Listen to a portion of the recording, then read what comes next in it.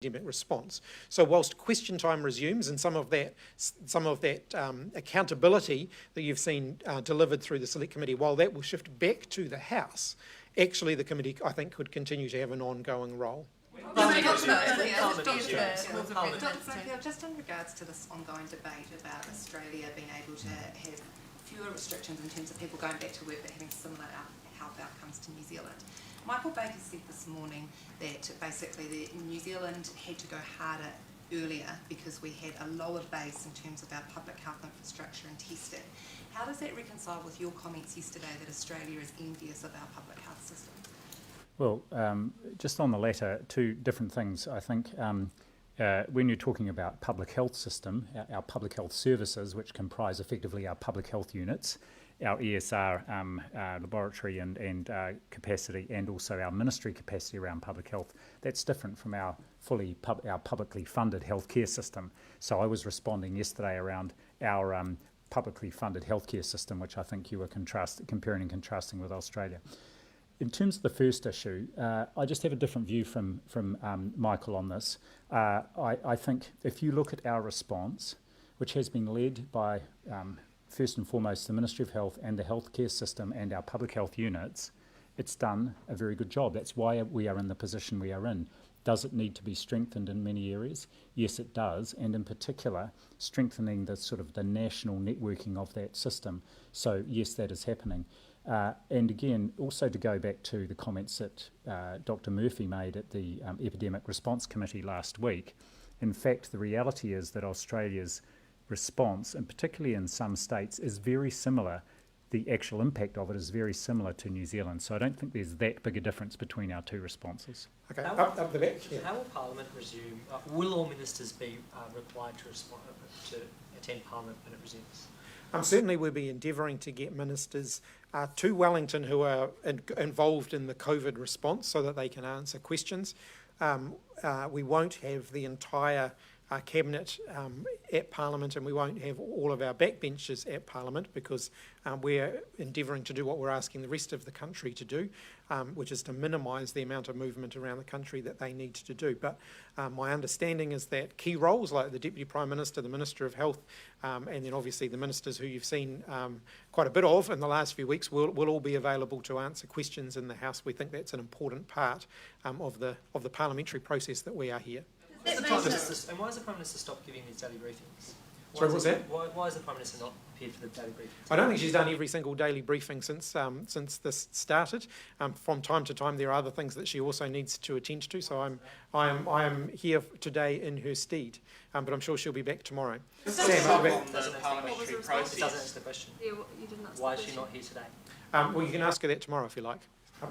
Just to sup on the parliamentary process. You talked about Parliament only considering urgent COVID-related legislation. There's been some concern about select committees still carrying out their work on non-COVID legislation, the prisoner voting bill being one example.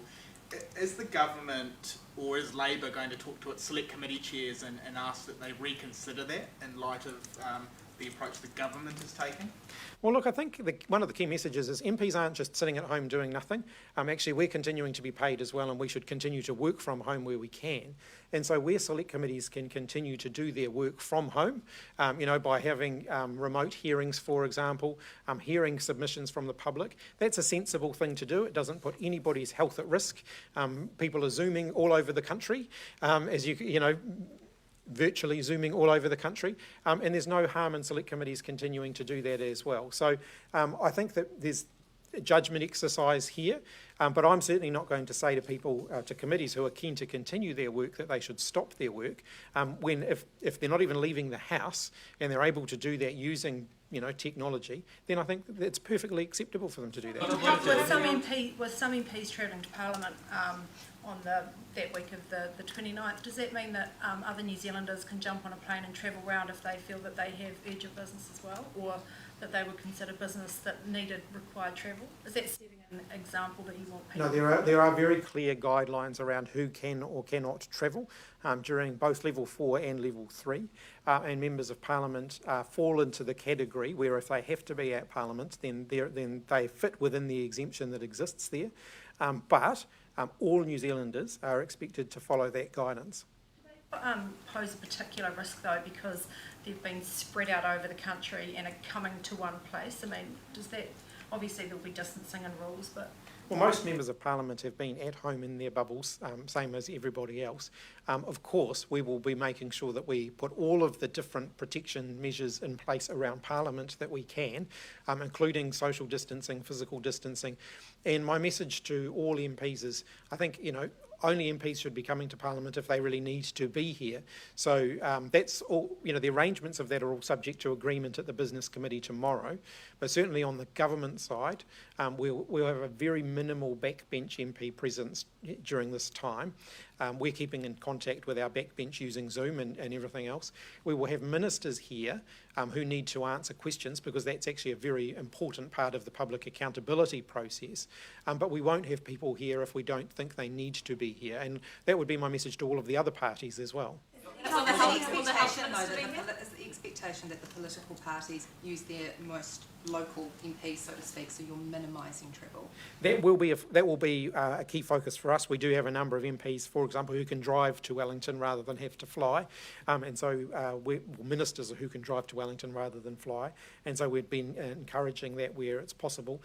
There are some who will need to fly. For example, the Minister of Health. I think there is an appetite to see him back at Parliament so that he can be questioned by the opposition, and he will have to fly in order to be able to get here. But ministers and MPs shouldn't be flying if they don't have to. Dr. Bloomfield, have you provided any advice to the Deputy Prime Minister on whether it's suitable for him to return given his age? No, I haven't. Can I ask you what the Ministry's opinion of testing elderly patients is?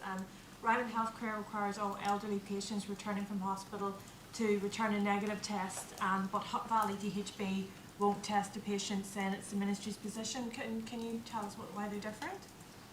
Well, we've had an ongoing discussion with the aged residential care sector about the necessity and indeed wisdom of testing every person being admitted to an aged residential care facility. So yes, the DHB is consistent with the very good advice and policy that is currently the one we are using, and we'll keep discussing with the Aged Residential Care Association both testing and also what other things they can do to protect residents and staff. Is it safe for the Deputy Prime Minister to return to work? Well, what I'd refer you back to is when the Prime Minister was asked about this question when we first went into, I think, level 4 lockdown, the Deputy Prime Minister is considered an essential worker, and so that's under that category. Then it's appropriate for him to return to Parliament. Though, so is it safe for him? Well, I think the measures that have been put in place, and Minister Hipkins has talked about those, both here and in every workplace, are designed to protect all New Zealanders. I think there's a question right on the other side. Someone's been waiting very patiently. Colette's already asked it. Minister, just on progressing legislation, particularly contentious legislation like prisoner voting, do you think it's appropriate for it to be progressing, particularly when people have the pandemic on their minds? Look, we won't be progressing it through the House during level 3. That doesn't mean, as I said, that select committees can't continue to meet if they can do so consistent with the guidance that's out there for everybody else, which is to work from home where they can. So if they can continue to work from home, they can hear submissions from home, there is actually no harm in doing that. And so it's perfectly acceptable for them to do that. But we won't be progressing it in the House. Community testing, Dr. Bloomfield, sorry to miss this earlier, do you have a total number of tests that have been carried out at these centres? Sorry, a number of tests that have been carried out? At the community testing centres, the targeted. We do have the numbers of those. I don't have them with me today. I think I've spoken to those over the last few days. It was I won't try and do them off the top of my head, but you'll probably find them in our earlier media releases. Okay. So, Minister, just not to labour the point, but Dr. Bloomfield referred to your measures that you would use to keep the Deputy Prime Minister safe. What are those measures? Well, we'll be putting in place measures to keep everybody safe, as other workplaces around the country are doing. So we're keeping our presence here at Parliament down to a core group of people who are absolutely essential. So that includes parliamentary staff, so Ministers like me, I'll be in my office by myself or maybe with one or two others. All my staff will continue to work from home and support me from home rather than coming back. So we're keeping our numbers here at Parliament as small as we possibly can. We'll be maintaining social distancing right the way through the parliamentary complex.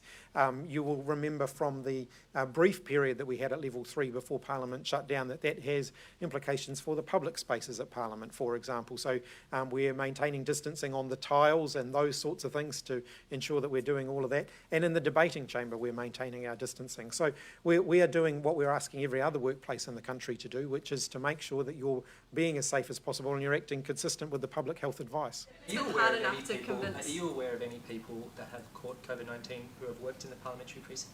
No, I'm not.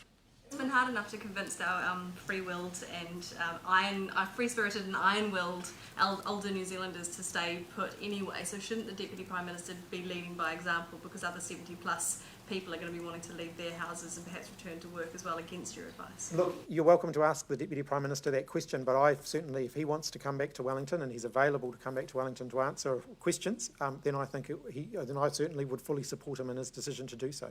In relation to the repatriation flights, are they all coming back to Auckland, or will some of them come back to quarantine in Wellington and Christchurch? My understanding is that the flights to date have all landed in Auckland, but I can't comment on what might happen in the future. Specifically the India flights, because if they were coming back to Wellington and Christchurch, wouldn't you need to have set up quarantine facilities here, because all of them are already in Auckland? Am I wrong? Or? Look, my understanding is that the flights thus far have landed in Auckland. In terms of what may happen in the future around future repatriation flights, of course we will communicate those details to the public as and when we have those details available. Flights from India are coming soon, so assuming the government knows where they're going to put those people. Look, like I said, I'm not in a position to release those details now. A lot of that work is still being done. A lot of the logistics of planning those flights, of working out who's going to be on those flights, a lot of that detailed work is still being done. So, Peru, are they counted as a New Zealand statistic, a New Zealand death, or will they? Yeah. I don't think they're counted as a New Zealand statistic. No, they wouldn't be. Yeah. Last question over the young man. Just very quickly, are you aware of Iona Holstead, the Education Secretary, signing off an agreement with Kohanga Reo and Kura Kaupapas and Wānanga to let them determine themselves whether they will open or not? No, that's not something that I've been briefed on.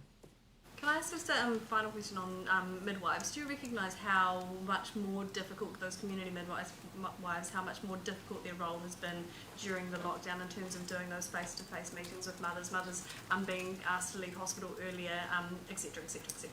Yes, I acknowledge that level 4 lockdown has been really challenging for a lot of people, and particularly people who are working in those critical health workforces. You know, babies don't stop coming just because we're in level 4 lockdown, and so I take my hat off to all of those who are working in that field, and I thank them for the work and for the the extra measures that they've put in place to keep themselves and to keep the families who they're working with safe. You are promising some government support to them? Look, I'm not in a position to make announcements on that today. Thanks, everybody. Thank you.